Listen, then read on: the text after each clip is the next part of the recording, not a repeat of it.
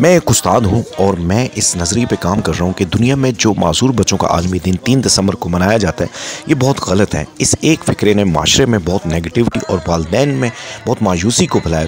तो Kingston school इस दिन को वर्ल्ड एबिलिटी डे के तौर पे मनाने जा रहा है और 3 दिसंबर को जलालबाग ऑडिटोरियम में किंगस्टन स्कूल के ये बच्चे एबटाबाद में अपनी सलाहियतों के वो सबके सामने पेश करेंगे। इस प्रोग्राम की तैयारी करते हुए मैंने बच्चों के अंदर थोड़ा सा डर और झिझक को महसूस किया।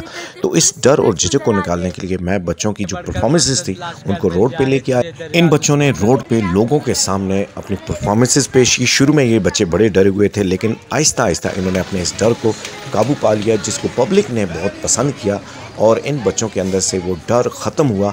अब ये बच्चे स्टेज के ऊपर इंशाअल्लाह बहुत ज़बरदस्त परफॉर्मेंस देंगे। इसी दौरान मैंने बहुत सारे बच्चों को जो गुजर रहे थे उनको कहा कि आप स्टेज पे आके बोलें, लेकिन वो बच्चे बोल नहीं सके।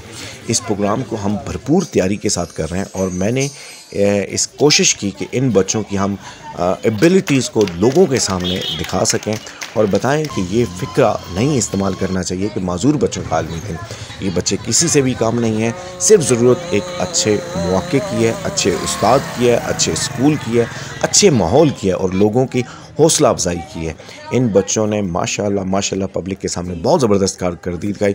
मैंने कोशिश की कि हर स्टेप को, हर चीज़ को जो हमने पेश करना है 3 दिसंबर को, उसको बहुत बेहतरीन अंदाज में हम पेश करें। हर स्टेप बच्चों को सिखाया और कोशिश की कि एक बहुत ही बेहतरीन प्रोग्राम एबटाबाद के लोगों के सामने पेश।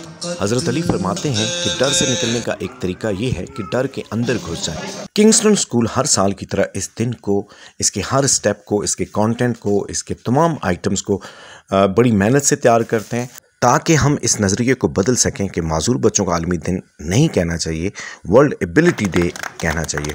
और लोगों ने इसको बड़ा पसंद किया और पब्लिक में जब हमने मुख्तलिफ पास से स्कूल कॉलेजेस के लड़कों को जाते हुए देखा तो उनसे कहा कि आप आके यहाँ पे सामने आके सबके सामने बोलें, तो कोई बच्चा इस तरह तैयार नहीं हो सका और इससे हमारे इन स्पेशल नीड बच्चों को और ज़्यादा हौसला मिला और उनकी ताकत